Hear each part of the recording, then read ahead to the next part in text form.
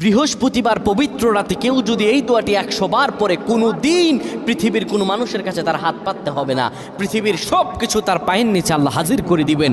দারিদ্রতা থেকে মুক্তি দান করবেন, বিপদ আপদ থেকে মুক্তি দান করবেন, তার সম্মানকে সুউচ্চতা দান করবেন, অসুস্থতা থেকে দূরে রাখবেন, আল্লাহর অশেষ দয়া ও রহম তাকে দান করে দিবেন। সুবহানাল্লাহ। বৃহস্পতিবার রাত এটি গুরুত্বপূর্ণ রাত। এই রাত সপ্তাহে একদিন আসে।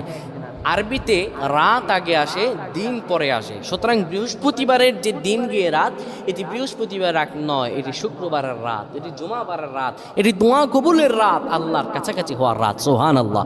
এই বৃহস্পতিবার রাত আল্লাহ তাআলা বান্দার দোয়া কবুল করেন। কেউ যদি বৃহস্পতিবার রাতে ঈশা নামাজের পরে পবিত্র হয়ে ইয়া হাইয়ু ইয়া হাইয়ু ইয়া হাইয়ু ইয়া রফিয়ু ইয়া রফিয়ু ইয়া রফিয়ু এই দোয়াগুলো পড়তে পারে 100 বার, আল্লাহ রাব্বুল আলামিন তার